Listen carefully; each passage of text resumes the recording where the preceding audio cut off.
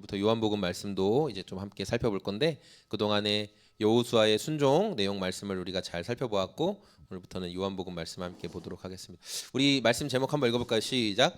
보이지 않는 세계를 여는 믿음. 네. 제가 제목을 이렇게 잡았더니 저희 아내가 이거 소녀시대의 노래 제목인 것 같다고 그런 얘기를 하더라고요. 예. 보이지 않는 세계라는 그런 노래 제목이 있었죠. 맞나요? 보이지 않는 세계 맞나요? 다시 만난 세계야. 제가 또 말씀에 너무 심취해서 기도와 말씀밖에 제가 아닙니다. 저는 그렇지 못합니다. 자, 우리 요한복음 오늘 말씀 봤는데 이 그림은 요한복음 전체를 그림 한 장에 딱 요약한 그런 그림이에요. 그래서 이거 뭐 물론 눈에 잘 안 보이시겠지만 그냥 요한복음 한 장에서 나타난 전체적인 사건을 이렇게 그림 한 장으로 딱 요약한 그런 그림이에요. 그래서 자세히 보시면 요한복음 1장부터 21장까지의 내용들이 쫙 이렇게 기록이 되어 있습니다.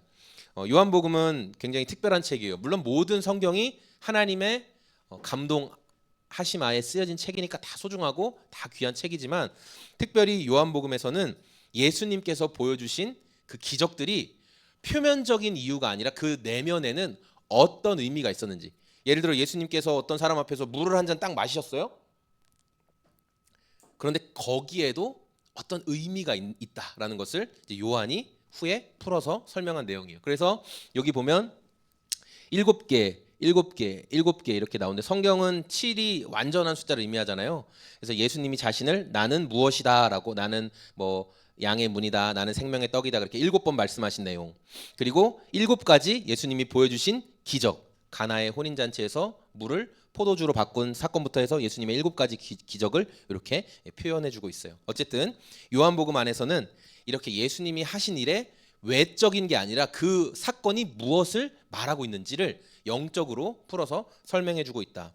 그래서 요한이 요한복음 20장에 내가 요한복음, 그러니까 내가 이 책을 왜 썼는지, 왜 기록했는지 그 목적이 기록되어 있거든요. 우리 한번 말씀 같이 읽어볼까요? 시작. 그런데 여기에 이것이나마 기록한 목적은 여러분으로 하여금 예수가 그리스도요 하나님의 아들이심을 믿게 하고 또 그렇게 믿어서 그의 이름으로 생명을 얻게 하려는 것입니다. 요한복음의 기록 목적을 요한은 책의 말미에서 이렇게 딱 이야기하고 있어요. 뭐예요? 예수님이 하나님의 아들입니다. 내가 그것을 믿게 하려는 것입니다. 여러분이 그 이름을 믿으면 여러분도 생명을 얻습니다. 요한은 그것을 얘기한 거예요. 특히 여러분 생명의 삶을 지금 하고 계시고 수료하시고 하신 분들이 있는데 우리 생명의 삶 할 때 첫 번째 숙제가 뭐예요? 기억나세요? 너무 오래돼서 모르죠? 요한복음 요약하는 게 숙제잖아요. 그렇죠? 1장부터 4장까지 내용 여러분 다 요약해 보셨잖아요. 그래서 제가 요한복음을 하는 거예요. 여러분이 요한복음 요약을 했으니까. 물론 그것도 압니다. 너무 오래돼서 내가 그때 열심히 하긴 했는데 다 까먹었어. 그것도 알기 때문에 다시 한번 우리가 요한복음을 생각해 보자 해서 이렇게 하는 거예요. 자, 요한복음 1장 1절 말씀을 보니까 태초에 말씀이 있었다 이렇게 말하고 있어요. 이 말씀은 하나님과 함께 계신 말씀이었고 성경은 이 말씀을 뭐라고 하냐면 말씀이 곧 하나님이시다 이렇게 이야기하고 있어요. 여러분 이 그림을 한번 보세요. 이거 제가 준비한 AI한테 물어보면 AI가 요새 그림도 그려주거든요. 너무 신기하죠. 저는 무료 버전을 쓰는데도 그림을 그려주더라고요. 자, 어쨌든 여러분 우리의 감각기관이 있어요. 그렇죠? 우리가 오감을 느낀다 그런 말 있죠. 보고 듣고 뭐 냄새 맡고 그렇죠. 자, 이 감각기관이 있는데 사람의 감각기관은 너무 작거나 너무 크면 인식을 못해요. 그걸 아시나요? 큰 소리면 내가 다 들을 수 있을 것 같은데 아니에요. 어느 수준 이상을 넘으면 우린 못 듣습니다. 또 어느 수준 이상으로 너무 크면 우린 못 봐요. 자, 예를 들어서 우리를 괴롭게 했던 저 제일 끝에 있는 게 여러분 머리카락 굵기예요. 그냥 예를 들어서 저게 머리카락 굵기라는 거. 여러분이 한올 딱 뽑으면 저 정도 두께라는 거예요. 근데 우리가 머리카락 두께는 보이죠? 자세히 보면 피부 모공도 보입니다, 여러분. 그렇죠? 그래서 이게 뭐 많이 바르시잖아요. 그런데 점점 안 보이는 것이 있으니 미세먼지부터는 우리가 눈으로 못 봐요. 저 마이크로 버블도 그렇겠죠? 적혈구 크기가 저 정도 크기래요. 그리고 여러분 이렇게 우리 바이러스 같은 거 이런 바이러스 같은 거 우리 눈에 안 보여요. 머리카락 크기에 비교하면 이 정도라는 거예요. 볼 수가 없어요. 우리 육안으로는 볼 수가 없어요.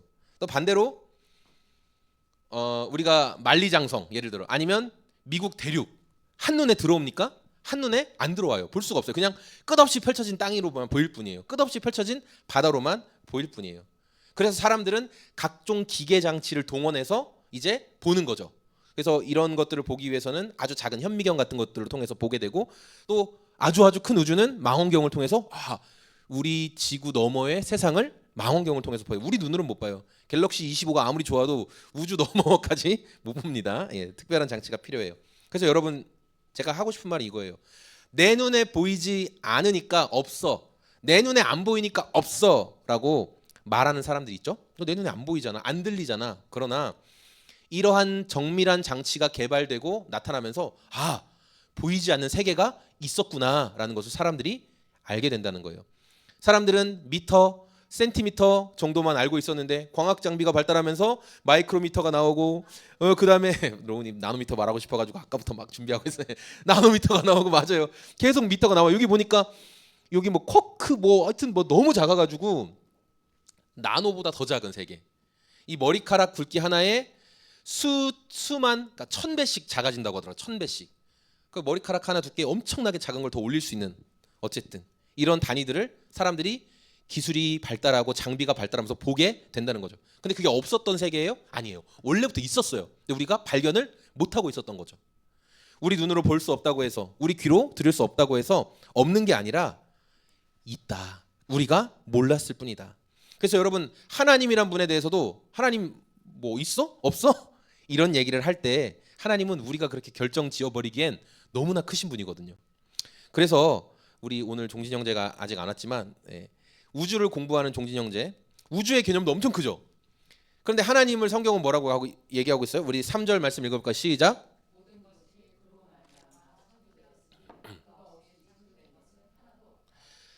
그러니까 하나님으로 말미암아 모든 것이 창조되었다. 그래서 이 고백을 믿는 사람들은 우주도 하나님이 창조하셨다라고 믿는 사람들이거든요. 그 광활한 우주도. 그러면 창조한 존재가 항상 만들어진 것보다 커야 돼요. 이해되시죠? 네. 창조한 존재가 만들어진 것보다 커요. 그러니까 하나님은 우주보다도 크신 분이에요. 그래서 우리가 하나님의 개념이 너무 크니까 잡거나 알 수가 없어요. 너무 크니까. 아까 말한 것처럼 안 보이는 거 너무 커서.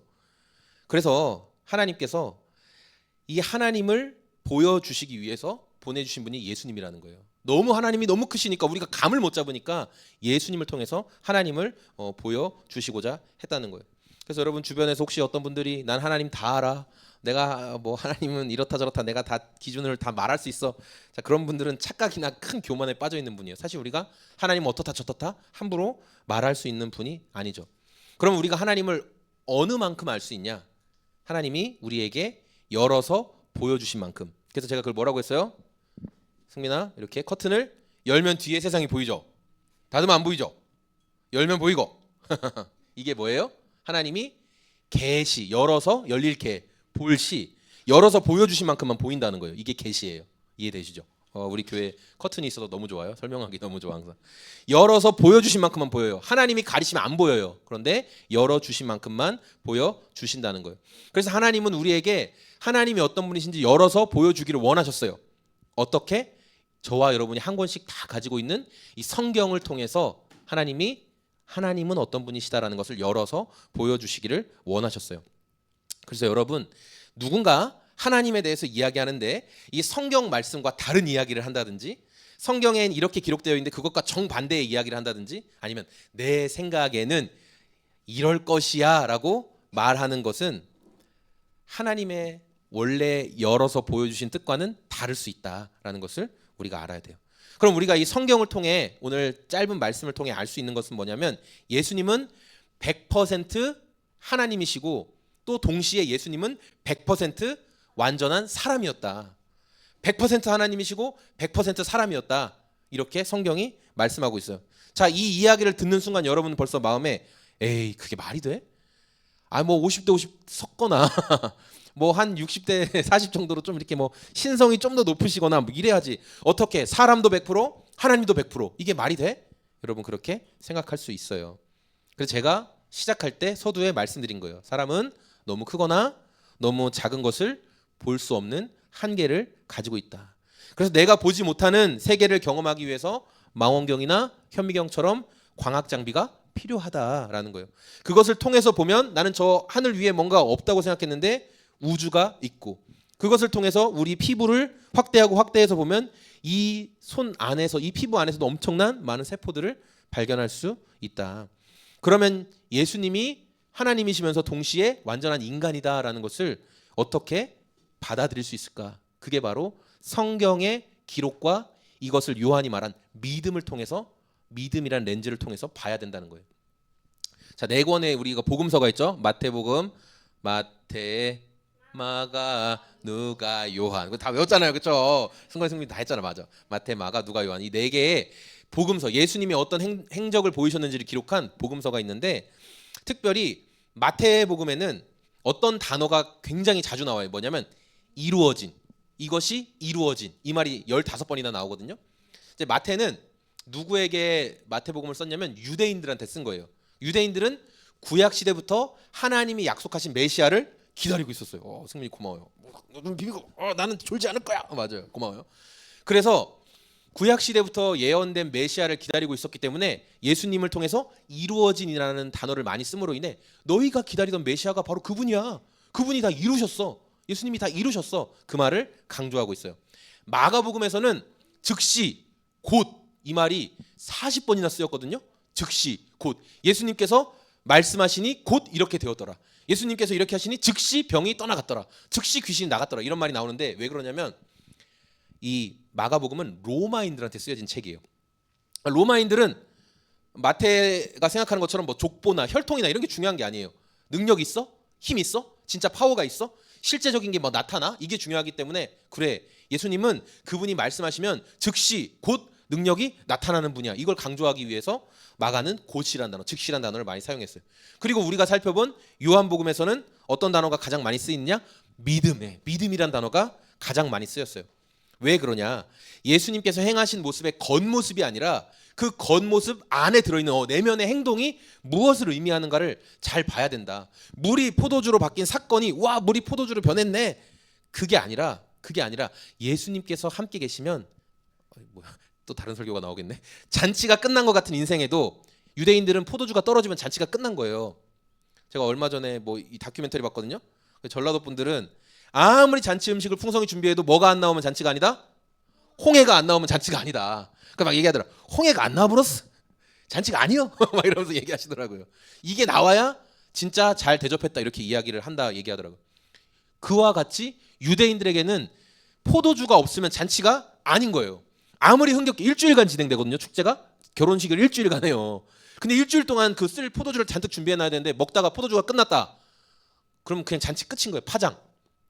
그런데 예수님이 계시니까 포도주는 다 떨어졌는데 예수님이 다시 포도주를 만들어 내시죠. 뭘로? 물로. 그러니까 예수님과 함께 있으면 잔치가 끝나지 않는다는 거예요.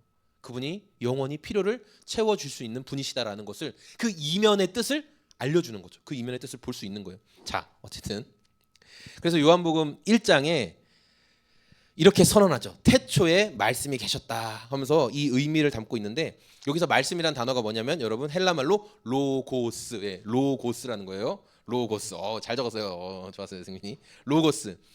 이 로고스는 다양한 의미를 담고 있는데 히브리 사람, 그러니까 유대인들한테는 이게 어떤 의미냐면 이 로고스라는 말이 창조의 대리자다. 창조의 대리자. 하나님의 선지자들에게 말씀을, 하나님의 예언의 말씀을 전하게 하는 그 능력, 그 힘이 되는 것이 바로 로고스라는 거예요. 그러면 이제 헬라인, 로마 사람들, 이방 사람들의 관점에서는 로고스가 뭐냐? 세상을 지배하는 원리, 질서, 우주의 질서, 이런 걸 로고스라고 해요. 그래서 요한이 예수님이 로고스다 이렇게 말했을 때 유대인들이나 헬라인들이나 다 이해할 수 있었어요. 로고스 개념을 아니까. 예수가 창조의 질서란 말이야? 예수가 그 이성의 원리란 말이야? 그러니까 그분이 가장 귀한 분이란 말이야? 딱 그렇게 이해를 할 수 있었다는 거예요.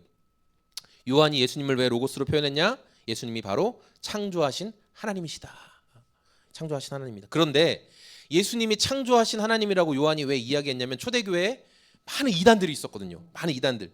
그 가운데 교회를 가장 힘들게 만든 이단 사상이 뭐였냐면은 예수는 하나님이 아니다. 예수는 그냥 목수 청년이었는데 그 목수 청년이 어느 날 뭔가 약간 깨달은 거예요. 어떤 걸. 그래서 그때 하나님의 영이, 능력이 잠깐 3년 동안 그 예수란 청년에게 머물러 있었던 거예요. 그래서 예수 청년이 열심히 막 기적도 행하고 막 하나님 말씀도 전하다가 십자가에서 죽으면서 어떻게 됐어요? 하나님의 그 영이 예수 청년을 떠나갔다. 그래서 그 예수 청년은 죽을 때 뭘로 죽었다? 그냥 육신, 인간으로 죽은 것이다. 그 이단들이 영지주의, 그게 영지주의라고 하거든요. 그래서 영적인 지식을 얻는 게 중요하다. 항상 그 이야기를 많이 했어요. 그리고 이러한 사상이 2000년 전 초대교회만 있었던 게 아니라 지금도 한국 교회 안에 신천지라든지 수많은 이단들은 이 영지주의 사상을 다 배경으로 깔고 있어요. 신천지가 뭐예요?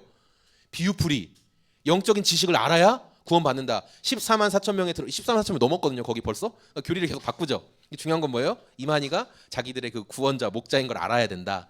이런 식으로 영적인 어떤 지식을 아는 게 중요하다라고 이야기를 해간다는 거예요. 그리고 그들은 이런 영지주의 이단 사상으로 많은 성도들을 지금 지옥으로 멸망으로 끌어가고 있다. 여러분, 그래서 요한이 그때부터 계속 경고한 거예요. 영지주의 이단에 빠지면 안 된다. 요한이 오늘 말씀 기록하면서 예수님은 하나님이시다라고 분명하게 선언하고 있어요. 이 진리는 여러분 절대 흔들리면 안 돼요. 그런데 끊임없이 예수님이 하나님이 아니다라는 쪽으로 몰아가는, 왜 예수님이 하나님이야? 왜 예수가 하나님이야? 예수는 그냥 하나님께 만들어진 존재지. 이렇게 이야기하는 일이 왜 있느냐? 우리 5절 말씀인데요. 같이 읽어보겠습니다. 빛을 이기신 예수님의 그 어둠을 이기신 예수님의 빛이 있지만 사람들이 그것을 깨닫지 못하는 거예요. 그리고 계속 성경이 열어서 보여주신 이 빛, 예수님을 신뢰하면서 나아가면 되는데 계속 그냥 어둠 가운데 있기를 원해요. 어둠 가운데. 빛 대신 예수님이 모든 것을 만드신 창조주 하나님이다. 성경에 기록하고 있잖아요. 그래서 그걸 믿음으로 받아들이고 예수님이 하나님이시구나. 예수님께 나아가면 되는구나. 이렇게 살아가면 되는데 그렇게 의지하지 못하고 여전히 그냥 어둠 속에 머물고 있기 때문에 깨닫지 못한다라고 성경이 말씀하고 있죠. 오늘 말씀을 이제 정리할 건데 예수님의 사랑을 많이 받았던 사도 요한이 우리들에게 예수님이 누구신가 이렇게 소개해 주고 있어요. 요한은 예수님을 우리에게 어떻게 소개해 주냐면 예수님은 하나님이십니다. 이렇게 말하고 있어요. 근데 하나님이 너무 크신 분이라 사람들이 하나님을 잘 개념을 못 잡으니까 하나님께서 이 예수님을 통해서 당신이 어떤 분이신지 완벽하게 보여주셨습니다. 그렇게 설명하고 있어요. 예수님은 하나님이시고 동시에 완전한 사람으로, 완전한 하나님으로 이 땅에 몸을 입고 오신 분이십니다. 그래서 이 사실을 성경의 약속을 믿고 기록된 말씀을 믿고 믿음으로 받아들인 사람은 정말 예수님이 하나님이시라는 것을 더 알아가게 돼요. 아, 진짜 예수님 하나님이 맞구나. 근데 어떤 사람은 이 사실을 믿음으로 받아들이지만 어떤 분들은 끝까지 이 사실을 받아들이지 않아요. 왜냐하면 내 눈에 안 보이니까, 내 귀에 안 들리니까. 아까 그렇게 많이 열심히 설명드렸지만 우주 안 보이고 너무 작은 것들 안 보이고 안 들리고 그럼에도 불구하고 어쨌든 나는 내 눈에 내 기준에 안 보이니까 믿음이라는 그리고 말씀이라는 계시를 믿지 않으려고 해요. 그냥 거부해요. 나의 감각에 들어올 때까지. 예수님이 하나님이시기 때문에 여러분 우리의 복잡하고 어려운 문제들에 대해서 분명히 답을 알고 계시는 분이에요. 그래서 여러분 예수님께 기도로 말씀드리면 반드시 답을 얻을 수 있어요. 그런데 성경의 이 약속과 믿음을 사용하지 않고 끝까지 그냥 내 생각에만 붙잡혀 있는 사람, 그런 사람들은 예수님께 기도하지 못합니다. 제가 이제 수목원 일을 지원하고 이렇게 합격하는 과정에 간증할 게 많이 있어요. 많이 떠들 게 많이 있지만 물론 이제 5월 9일 날 최종 발표가 됩니다. 안 되면 또 굉장히 민망하겠지만 그런데 그 이야기는 나중에 제가 또 이렇게 성도님들과 나누고 다른 이야기를 나누고 싶어요. 뭐냐면은 저희가 이제 5월 20일부터 그 목회자 가정교회 목회자 컨퍼런스를 하거든요. 그래서 항상 그 문경 거기 가서 이렇게 2박 3일 이렇게 컨퍼런스를 진행하는데 아무래도 2박 3일간 진행하다 보니까 등록비가 좀 비싸겠죠. 뭐 숙소를 아무래도 리조트 숙소를 내니까.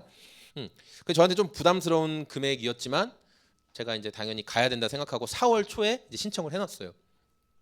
그런데 갑자기 취업 일정이 막 이렇게 진행되고 막 하면서 결국은 거기를 못 가게 되는 상황이 된 거죠. 제가 이제 출근을 하게 되면 그 날짜랑 겹쳐요. 그래서 이제 못 가게 됐어요. 화수목 그건 화수목 이렇게 가는 거니까.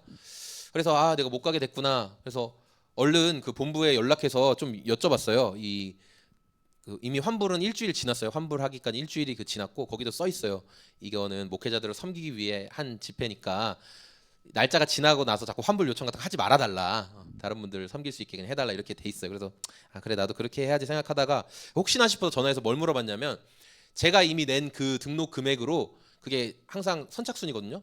하고 싶어도 못하는 분들이 많아요. 그래서 다른 분이 들어갈 수 있냐 제 자리에 그냥 그러니까 좀 알아보겠다고 하고 잠시 뒤에 전화가 와서 아 그럼 그렇게 해줄 테니까 빨리 다른 분을 섭외해서 알려달라는 거예요.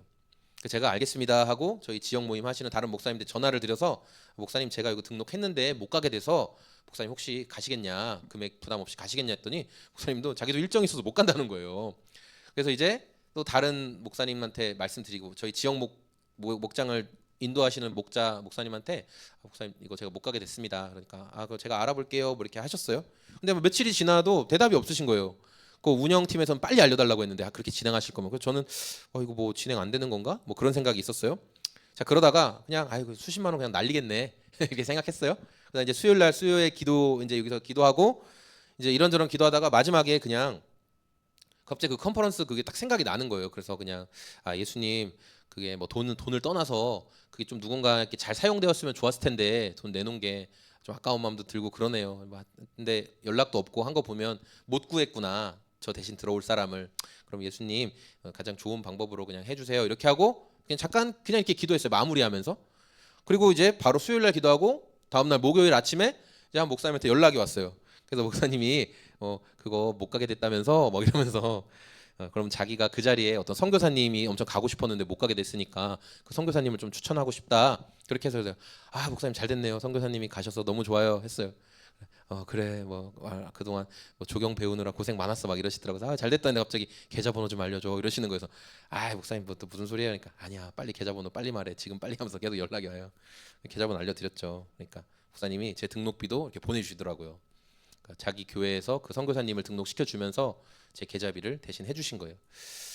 근데 저는 갑자기 그냥 그런 생각이 들었어요. 나는 그냥 지나가듯 한 기도인데 이거 돈 꼭 돌려주세요 뭐 이런 게 아니라 그냥 좋은 방법으로 해결해 주셨으면 좋겠습니다. 그냥 그렇게 주님께 이렇게 뭐랄까 공을 이렇게 올려드리듯이 했을 뿐인데 그런 것도 예수님 들으시는구나.